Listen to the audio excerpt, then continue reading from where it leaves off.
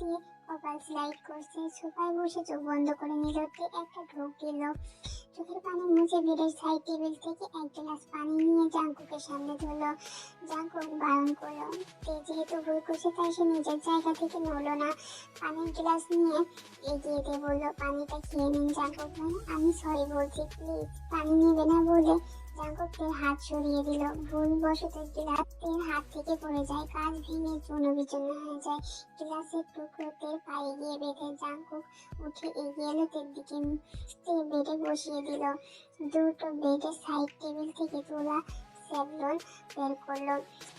তের পায়ের কাছে গিয়ে বিধে যাওয়া কাজ বের করলো। তে চোখ মুখ কুচকে ফেললো। ব্যথায় ফুঁপে উঠলো। জাঙ্কুক অতি যত্নে ব্যান্ডেজ লাগিয়ে দিল। মিহি কণ্ঠে বলল, সেটা আমার খুব প্রিয় একটা ফ্রেম। আর তুমি জানো আমার মেজাজ খারাপ থাকলে নিজেকে কন্ট্রোল করতে পারি না, তাই তো এমন ভাবে রিয়াক্ট করেছি। আমি নিচে যে ইয়নজনকে পাঠাচ্ছি, সে রুম পরিষ্কার করে দিয়ে যাবে। সকাল সকাল রেডি হচ্ছে তে, লিসা এবং তে একসাথে ভার্সিটিতে যাবে। জাঙ্কুক বলে দিয়েছে আর সে ভার্সিটিতে নিয়ে যেতে পারবে না। অফিসে ইম্পর্টেন্ট একটা কাজ আছে, যার জন্য তাড়াতাড়ি যেতে হবে। সে রেডি হয়ে বেরিয়ে গেল। পাশে উঠে পড়লো দুজনে। পাশের জানালার পাশে তে, পাশের সাইডে লিসা বসেছে। একটা ছেলে বাসে জুস খেতে খেতে উঠছিল। পাশ বের করা জুসের বোতল থেকে জুস খেয়ে লিসার গায়ে পড়ে। লিসা ফুঁসে উঠলো, বলল, আপনি কি বাচ্চা নাকি? আপনার জন্য আমার ড্রেসটা পুরোই নষ্ট হয়ে গেল। এটি বলল, দেখুন মিস, আমার কোনো দোষ নেই, গাড়ি ব্রেক করায় এমন হয়েছে। বলে লোকটি সিটের দিকে পা বাড়ালো। লিসা বলল, আরে বাবা, কেমন লোক, সরি পর্যন্ত বললো না। আজিব, আমার পুরো ড্রেসটা আপনার জন্য নষ্ট হয়ে গেল। আমি তো বললাম যে আমি ইচ্ছা করে করিনি, তাও আপনি গায়ে এসে ঝগড়া করছেন। বেয়াদব কোথাকার, আমি গলায় পড়ে ঝগড়া করছি? আমি বেয়াদব, আপনি কি সাধু? একে তো ড্রেসে জুস ফেলে দিলেন, আবার বড় বড় কথা। ছেলেটি মুখ বাঁকিয়ে পকেট থেকে টাকা বের করে লিসার দিকে দিয়ে দিল। এই নিন, টাকাটা রাখুন, তাও আবার আমার সাথে ঝগড়া করবেন না। যার আগে দাঁত কিরমির করে বলল, আপনি কি মনে হয় আমি গরিব? আপনার টাকা নিব আমি? টাকার গরম দেখাচ্ছেন আপনি আমার? বলেই লিসা ছেলেটির হাতে টাকা ধরিয়ে দিল। তে এতক্ষণ তাদের ঝগড়া দেখছিল, কি আর করার, অবশেষে মুখ খুলল। চুপ কর ভাইয়া, আপনি নিজের সাইডে বসুন। ছেলেটি এক পলক তের দিকে তাকিয়ে চলে গেল। ভার্সিটির গেট দিয়ে কথা বলতে বলতে প্রবেশ করছিল তে ও লিসা। মূলত তখনকার ঘটনা নিয়ে লিসা মাথা ঠান্ডা রাখতে বলছিল তে। তাদের কথার মাঝে তের গায়ে রঙিন পানি ভর্তি বেলুন ছুঁড়ে মারলো পাশে থেকে। তার গায়েও পানি ছিটকে গেল। তে চোখ তুলে পাশে তাকালো। পাশে তাকাতেই দেখলো আবার বেলুন ছুঁড়ে মারলো। কেমন লাগে মিস্তে বলেই হাসতে লাগলো। এটা তোমার প্রাপ্য ছিল মিস্তে। বাই দ্য ওয়ে, আজ কিছু বলছো না যে?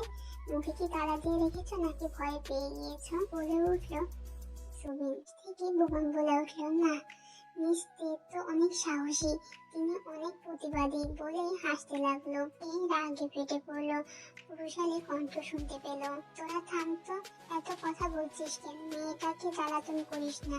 দেখ না চেয়ারের কি অবস্থা, মনে হচ্ছে বোম হয়ে আছে, যে কোনো সময় ফুটে যাবে। বলে হাসতে লাগলো সোবা। দেখুন, আপনারা কিন্তু আপনাদের লিমিট ক্রস করছেন। আমি কিন্তু অথরিটিকে বিচার দিতে বাধ্য হব। কিচ্ছু হবে না, তাতে কিচ্ছু করতে পারবে না তুমি। এই ভার্সিটি ট্রাস্টি আমার পরিচিত, তাই বললে কি পুরো ভার্সিটি কিনে নিয়েছেন নাকি? যা মন চাই তাই করবেন? মেয়ে, তুমি বড্ড বেশি কথা বলো। আপনারা কি পড়ালেখা করতে আসেন নাকি র্যাগিং? দোষ আপনাদের না, দোষ পরিবারের, যে আপনাদের শিক্ষা দিতে পারেনি। এই মেয়ে পরিবারের দিকে বলেও তাকাবে না, তাদের নিয়ে একটা কথাও বলবে না। কথা তো বলবোই, মতো মানুষের না আছে কোনো পরিবার, না আছে কোনো পারিবারিক শিক্ষা। সুভা ফুঁসে উঠলো, হাত মুষ্টিবদ্ধ করলো, তের দিকে তাকিয়ে বললো, তুমি এবার বাড়াবাড়ি করছো, মুখ সামলে কথা বলো। তা আপনারা যা করছেন তা বুঝি খুব ভালো? আপনারা লিমিট ক্রস করছেন না বুঝি? বাড়াবাড়ি বুঝি আপনারা করছেন না? বাড়াবাড়ি দেখলে কি, আমরা বাড়াবাড়ি করলে তখন বুঝতে পারবে বাড়াবাড়ি কত প্রকার ও কি কি। ভয় দেখাচ্ছেন? তুমি কি ভয় পেয়ে গেছো নাকি? আসলে ব্যবহারই হলো বংশের পরিচয়। সুগা বাঁকা হেসে বলল, ভেবেছিলাম আজকে লাস্ট, তোমাকে আর কষ্ট দিব না। কিন্তু না, তোমার লাইফ যদি আমি হেল না করি তো আমার নামও সুগানা। তুমি ভুল করেছো আমার ফ্যামিলি নিয়ে কথা বলে, এবার তুমি মজা বুঝবে। Be ready for everything.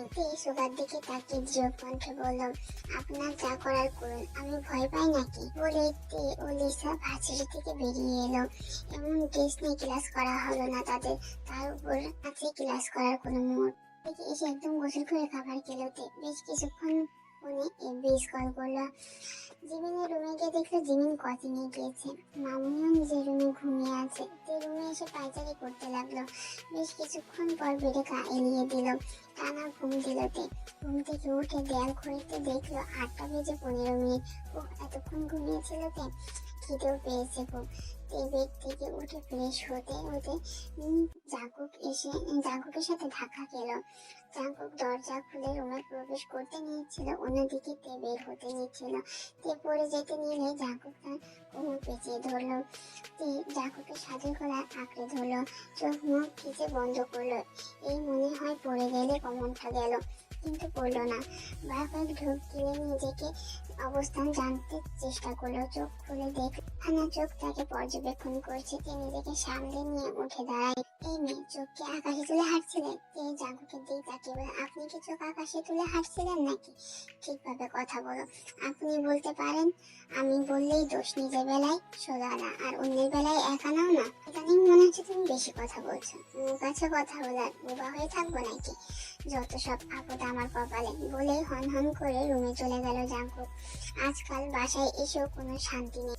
তো কাজ করে ক্লান্ত শরীর নিয়ে বাসায় এসে তারপরে আবার এই আপদ। মেজাজটা একদম বিগড়ে গেল। রুমে এসে ফ্রেশ হতে চলে গেল জাঙ্কুক। তে ভেঙচি কাটলো, তাকে আপদ বলে নিজে একটা বদ, তাকে আবার উল্টো বলে আপদ। উফ। নিচে যেতেই দেখতে পেল বসার ঘরে চা খাচ্ছে জিম, তার পাশে বসে আছে জিমিন। কোনো কিছু নিয়ে তারা কথা বলছিল। জিম দেখে দেখে প্রশ্ন শুনলো, তোর কি ভার্সিটি কোনো সমস্যা হয়েছে? প্রথমে একটু ভাবলো কি বলবে। সত্যি কথা বলে সে নিশ্চয় ডেকে নিয়ে টেনশন করবে, কিন্তু সে চায় না এসব। নিজের বিপদ নিজেই হ্যান্ডেল করতে চায়। অযথা কাউকে জ্বালিয়ে কি প্রয়োজন? কোথায় হারিয়ে গেলে? বল, কোনো সমস্যা হয়েছে কি না? আরে মামুনি, কোনো সমস্যা হচ্ছে না, তুমি শুধু শুধু চিন্তা করছো। আমি শুধু শুধু চিন্তা করছি না, আমাকে একজন বললো তোকে পরনে সাদা ড্রেস একদম রঙিন হয়ে গিয়েছিল। আমার থেকে কিছু লুকাস না, যা হয়েছে সত্যি সত্যি বল। মামুনি, কিছু হয়নি, আর আমার নিজেরা মিলে ভার্সিটিতে রং খেলেছি, তাই এমন হয়েছে। বাবা, এতদিন জানতাম ভার্সিটিতে মানুষ পড়ালেখা করতে যায়, এখন দেখি মানুষ রঙও খেলতে চায়। উফ, কি দারুণ বিষয়। সিঁড়িতে নামতে নামতে বলল জাঙ্কুক। তের ফেস বাংলা কাজের ন্যায় হয়ে গেল। এই লোকটা এই সময় আসতে হলো, আর এই লোকটা কি খেয়ে দিয়ে কোনো কাজ নেই, সবসময় তার পিছনে লেগে থাকে, অসহ্যকর। আমি কথা বলছি মামুনির সাথে, আপনি কেন মাঝখানে কথা বলছেন? আমি তোমাকে কিছু বলেছি? তোমার নাম উল্লেখ করে কিছু বলেছি? বলিনি, তাই তো? তাহলে নিজের গায়ে কেন নিচ্ছ? নিজের কাজে মন দাও। উনি আমাকে বলেননি তো কাকে বলেছেন? আর এই নিয়ে কাকে বলছেন? আমার একটা সুন্দর নাম আছে, মুখে নিলে কষ্ট হয়? অবশ্য আপনার মতো মানুষের মুখে তো আমার এত সুন্দর ঝাঁকানাকা নাম মানায় না। জাঙ্কুক ভ্রু কুঁচকে বলল, আমার মতন লোক কি? কি বোঝাতে চাচ্ছ তুমি? জাঙ্কুক মনে মনে নিজের রাগটা সংযত করে চেষ্টা করছেন। এই মেয়ে বড্ড বেশি বেড়েছে, আগে তো এমন করতো না, কথা বলতো না। আপনার মতো গোমরা মুখে তো কোনো হাসি নেই, না আছে কোনো রসকস। বলেই মুখ বেঁকিয়ে চলে গেল পিছনের দিকে। এই লোকের সাথে কথা বলা মানে সময় নষ্ট। খুব ঠান্ডা কণ্ঠে বলল, ইয়ঞ্জন, আমার জন্য এক্ষুনি 1 গ্লাস লেবুর শরবত নিয়ে এসো, দেরি যাতে না হয়, কাল ফার্স্ট। বলে হনহনিয়ে চলে গেল। জিন ও জিমিন একে অপরের দিক তাকিয়ে রইল। জাঙ্কুক যা রেগে আছে বুঝতে, তে সাথে সাথে রাগ দেখিয়ে কথা বলবে, কিন্তু না, উল্টো তাকে চান্স না দিয়ে কতগুলো কথা শুনিয়ে চলে গেল। তার ছেলের মুখ দেখার মতন হয়েছিল। জিন ছেলে ও ছেলের বউয়ের কাণ্ড দেখে হেসে দিয়ে হাসি দিয়ে লেবুর শরবত নিয়ে রুমের দিকে এগিয়ে গেল। এই লোককে আজ মজা বোঝাবে। সবসময় রাগী লোক নিয়ে থাকতে হবে কেন? সবসময় ঝাড়াঝাড়ি, একটু তো মিষ্টি কথা বলতে হয়। জীবন একটাই তো, হাসতে হবে, চিল করতে হবে। এটা আবার কেমন রোবটের মতন জীবন, শুধু কাজ আর কাজ। এই লোকটাকে আজ একদিন শুধু তাকে 2-2 বার ঝাড়ি দিল। একটু সুন্দর করে ভাবে কথা বললেই তো পারে। না, তা করলো না। মুখ দিয়ে শুধু করলার মতো কথা বের হয়, যেচে বসে কথা শোনায়। টিপে টিপে শরবতের গ্লাস রাহুকের সামনে রেখে দিল। ল্যাপটপে এতটাই মগ্ন ছিল যে তের দিকে তাকালো পর্যন্ত না। তে মনে মনে ভাবলো, যা ভাবা তাই কাজ, এখন এই জায়গা থেকে কেটে পড়তে হবে। কিন্তু ঠিক তখনই গম্ভীর কণ্ঠে শোনালো, তে দাঁড়াও, কথায় আছে না, যেখানে বাড়ি হয় সেখানেই সন্ধ্যা হয়। তের ক্ষেত্রেও তাই হলো। তে নিজের সামনে নিয়ে একটা হাসি দিল, ঠোঁটে হাসি রেখা তুলে বলল, জি বলুন। লেবুর শরবত আমি ইমনজনকে আনতে বলেছিলাম, তুমি কেন নিয়ে এলে? নিজের দায়িত্ব পালন করলাম। মানে আসলে ইমনজন আপু কাজ করছিল, আর তাছাড়া আমি আপনার বউ, আপনার অর্ধাঙ্গিনী, আমার দায়িত্ব আপনার কাজগুলো নিজ হাতে করে দেয়া, তাই সুন্দর করে নিজ হাতে আপনার জন্য লেবুর শরবত তৈরি করে এনেছি। তের কথায় বাঁকা হাসি দিল জাঙ্কুক। নিজের ল্যাপটপ সাইডে রেখে পা এক পা করে এগিয়ে গেল তের দিকে। তার দিকে একটা ঢোক গেল তে। এত দায়িত্ব পালন করতে হবে না, বেশি বউগিরি দেখাতেও হবে না, তখন দেখা যাবে আমি জামাইগিরি শুরু করলে তার লোক তুমি নিতে পারবে না। তে কোমর পিছিয়ে নিজের সাথে ধরলো জাঙ্কুক। তে হক চলকে গেল। তে দেহ কানা জাঙ্কুকের বাহুতে আবদ্ধ হলো। দুজনের মাঝে দূরত্ব একটু কমে গেল। কথাগুলো একদম কাছাকাছি থেকে বললো জাঙ্কুক। তে মনে হচ্ছে এই বুঝি প্রাণ পাখি চলে যাবে। বুকের ভিতরে ধক ধক শব্দ দ্বিগুণ হলো। ছাড়ুন আমার, আমি নিচে যাব। আরে ছাড়বো কেন? আসামিরা ঘরে থাকলে যে বউদের ঘরে থাকতে হয় তা তুমি জানো না? আর তুমি এত সুন্দর করে কষ্ট করে আমার জন্য শরবত নিয়ে এলে, তাই তোমার জন্য তো কিছু দায়িত্ব আছে, তাই না? আমিও তোমার স্বামী হয়ে দায়িত্ব পালন করবো। কিছু বলো না জাঙ্কুক কানের কাছে ঠোঁট নিয়ে ফিসফিসিয়ে বলল, করবো দায়িত্ব পালন, বললে না যে? কাকা হেসে তের কানের কাছে ফু দিয়ে দিল। তের দেহ জুড়ে শিহরণ হলো। তে চোখ দুটো বন্ধ করে নিল। বেশ কিছুক্ষণ পর মনে হলো সবকিছু নিস্তব্ধ। সামনে কোনো মানুষের অবস্থান বোঝা গেল না, কারো স্পর্শ অনুভব হলো না। তে চোখ খুলে দেখতে পেল তার থেকে দূরে দাঁড়িয়ে আছে জাঙ্কুক। তের অবস্থান দেখতে পেয়ে হেসে দিল জাঙ্কুক। ইস, কি সুন্দর হাসি, স্নিগ্ধ সেই হাসি। এই হাসি দেখেই তো বছর খানেক আগেও কারো মনে অনুভূতি তৈরি হয়েছিল। হাসিতে তের বুকে জাঙ্কুকের নাম লিখেছিল সে। এই লোকটার হাসি এত সুন্দর যে তে ছোট মনকে নাড়িয়ে তোলে। তে এভাবে তাকিয়ে থাকতে দেখে খানিকটা অপ্রস্তুত হলো জাঙ্কুক। নিজেকে সামলে নিল। হঠাৎ হাসি আসায় তে নিজের মাঝে ফিরে এলো। এদিক সেদিক চেয়ে বলল, আমি যাই, আপনি শরবত খান। বলে পা বাড়াতেই বুকে হাত গুজে পিছন থেকে জাঙ্কুক বলল, এই তে। তে পিছন ঘুরলো, বলল, আমি কি তোমাকে যেতে বলেছি? তুমি এত কষ্ট করে আমার জন্য শরবত নিয়ে এলে, তাই আমি চাচ্ছি তুমি আগে টেস্ট করবে। এতটাও নিষ্ঠুর নয় যে তোমাকে একা রেখে শরবত খাবো। বলে তের দিকে শরবতের গ্লাস এগিয়ে দিল জাঙ্কুক। তে মিনমিন করে বলল, আমি খেলে এটা হয়ে যাবে, আপনি খেয়ে নিন, আমি পরে খাবো। আর স্বামী স্ত্রী একজন আরেকজনের খেলে ভালোবাসা বৃদ্ধি পায়, বুঝো না কেন তুমি? তে আবার কি বলবে ভেবে পেল না। থেকে চুপ থাকতে দেখে জাঙ্কুক ধমক দিয়ে বলল, আমি তোমাকে খেতে বলেছি, কুইক তাড়াতাড়ি খাও। তে ইনিয়ে মিনিয়ে এক চুমুক খেল।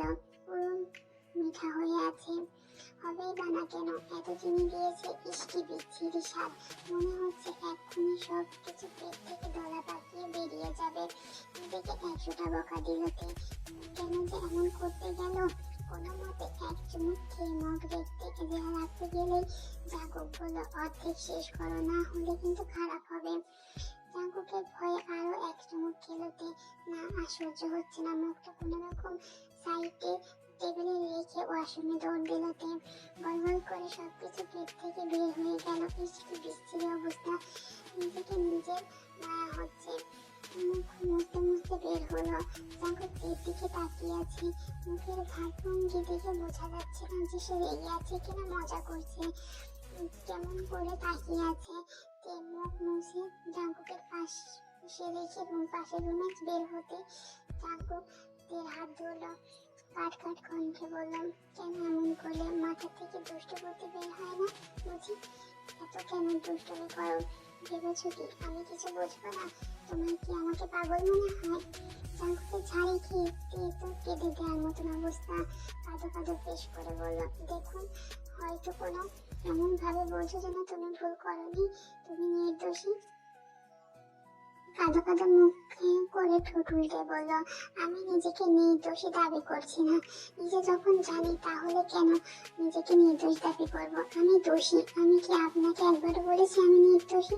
আমি তখন আবেগ কাজ করেছিল, আমার বিবেক কাজ করেনি। পৃথিবীর শ্রেষ্ঠ আলাদা মানুষের হলো বিবেক। আর তখন যদি আমার এই বিবেকটা কাজে লাগতো তাহলে আমি এত বড় পাপে জড়িয়ে যেতাম না। এর কথায় জাঙ্কুক কি বলবে তা ভেবে পায় না। কি সব বলছে এই মেয়ে, মাথায় কি গেছে নাকি? কেমন উল্টো পাল্টা কথা বলছে, কোনো কিছু ভেবে বলছে।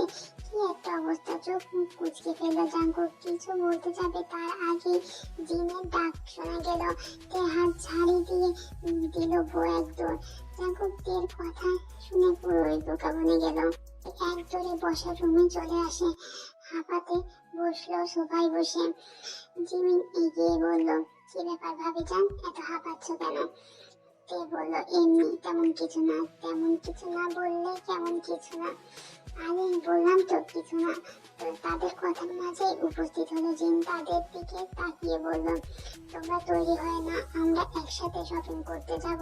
যাও দ্রুত তৈরি হও। শপিং এর কথা শুনে মনে মনে খুব খুশি হলো, কিন্তু তেল ভাবলো অন্য কিছু। এখন রেডি হতে গেলে তো ওই বলদের মুখোমুখি হতে হবে, না জানি আবার কতগুলো কথা শুনতে হয়। গল্পটি যদি ভালো লেগে থাকে তাহলে লাইক, কমেন্ট, শেয়ার এবং চ্যানেলটি সাবস্ক্রাইব করে দিয়ে যাও।